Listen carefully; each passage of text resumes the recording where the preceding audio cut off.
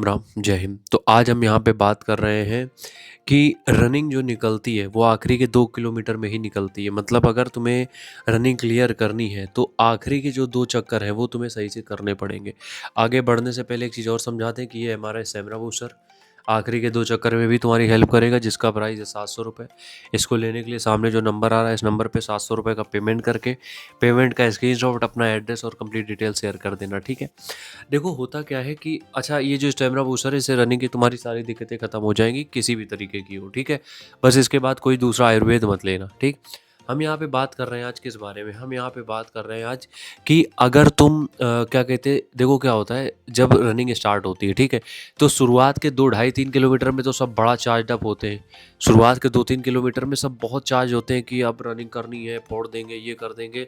और ये चार्जिंग जो रहती है वो 50% तक रहती है, ठीक है। 5 किलोमीटर रनिंग की हम बात कर रहे हैं। ये चार्जिंग जो रहती है वो मतलब लगभग 3 किलोमीटर तक रहती है, उसके बाद ये चार्जिंग खत्म होने लगती है, ठीक है। ये चार्जिंग क्या होने लगती है, खत्म होने लगती है।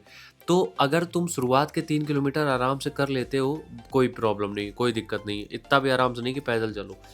मेन फंडा चालू होता है आखिरी के 2 किलोमीटर में, क्योंकि बहुत से लोग ऐसे हैं जो आखिरी के 2 किलोमीटर तक ही नहीं पहुंच पा रहे, ठीक है। आखिरी के 2 किलोमीटर तक भी नहीं पहुंच पा रहे हैं तो रनिंग कहाँ से क्लियर होगी। तो तुम्हें क्या करना है, पहले हाफ मतलब 2.5 3 किलोमीटर जो पहला है उसमें तुम अपने आप को 100% मत दो, पूरा 100% मत दो अपने आप को, ठीक है।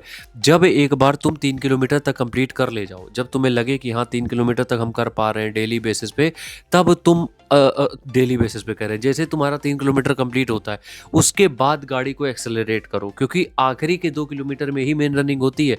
बहुत सारे लोग 3 किलोमीटर तक रनिंग कर ले जाएंगे लेकिन उसके आगे वो हार मान जाते हैं। तो वहाँ से रनिंग तुम्हारी स्टार्ट होती है असली।